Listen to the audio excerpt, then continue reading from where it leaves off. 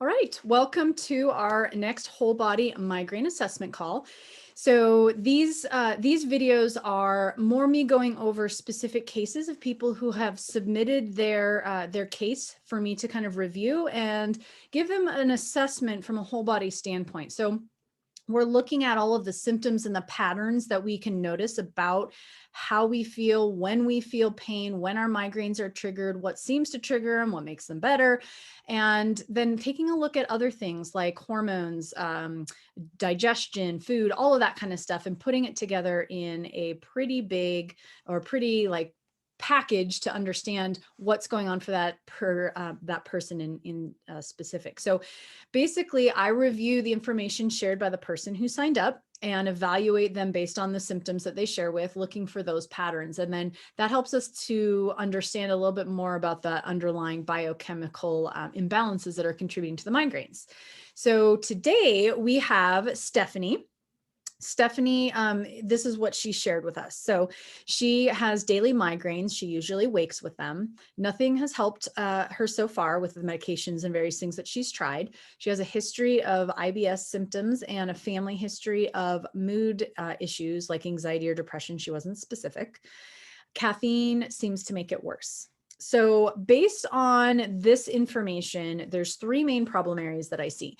So the first is potentially a low serotonin issue. So Stephanie, with the history of anxiety, depression, with a family history, and with some of the GI issues going on, I need a little bit more information around the pain patterns and timing of your migraines to get a little bit of a better picture. But this definitely could be an underlying issue. So other symptoms that go along with low serotonin related migraines, if it's triggered by weather, fatigue, anxiety, depression, nausea, irritability, the time of day that, and if you notice that the time of year makes it worse, we tend to see a little bit more serotonin depletion in wintertime. So if your migraines seem like they get worse in the winter, those can all point us a little bit more specifically to whether or not serotonin is a big issue for you. Number two is the IBS symptoms that you experience. And so there's several different reasons for why we have some of these issues. One is looking at food. If there's something that we're eating that's irritating our gut, even if it's a healthy food, that can be a trigger for migraines as well as the IBS. If there's an infection going on in the gut, so something like small intestinal bacterial overgrowth, very highly correlated with IBS symptoms. And so if that's not something you've talked with your doctor about, then there's a simple breath test that you can do to see if that's going to be an issue for you that you could be contributing to IBS and to your migraines. So SIBO is also a known trigger for migraines as well. There's a fairly good correlation there when it comes to gut issues and migraine issues. SIBO is very, very commonly involved. Did you ever do an elimination diet, Stephanie? So this would be something to consider if you haven't, trying to cut out inflammatory foods.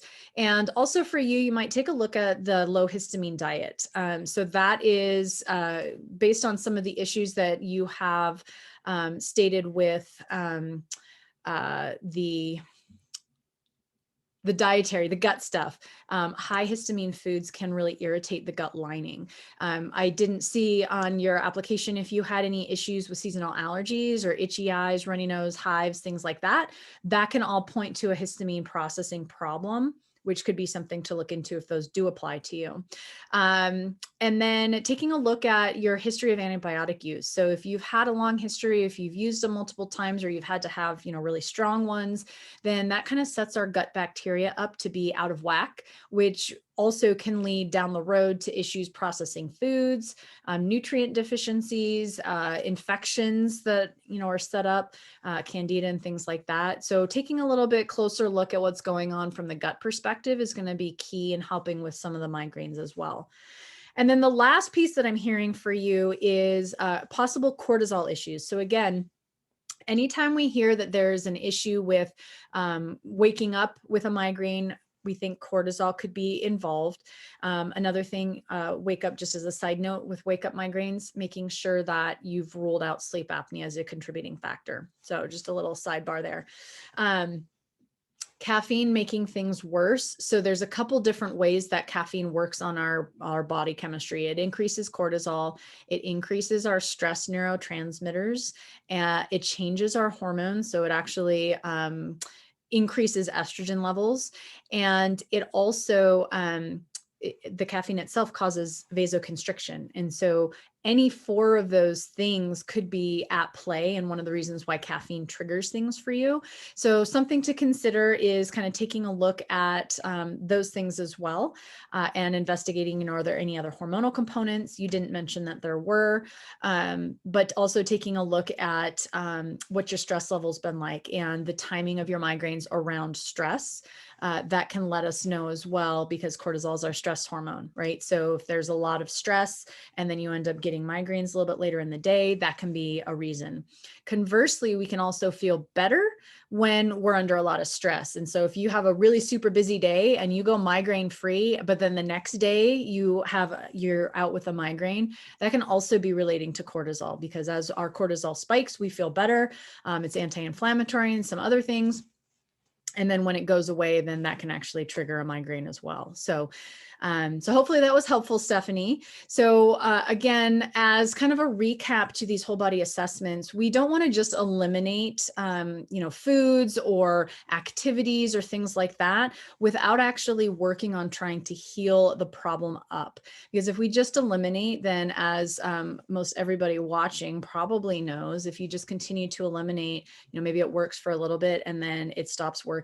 And so then you have to eliminate something else and something else and something else. And you can never reintroduce things back in, because that always triggers a migraine, but suddenly you're eliminating, and now there's nowhere else to go, right? So I've seen that happen over and over again. So we want to make sure that we're actually healing whatever is out of balance. And so that's going to be the key piece that is usually missing in the conventional approach to migraines. We don't want to just symptom manage. We want to actually heal the body.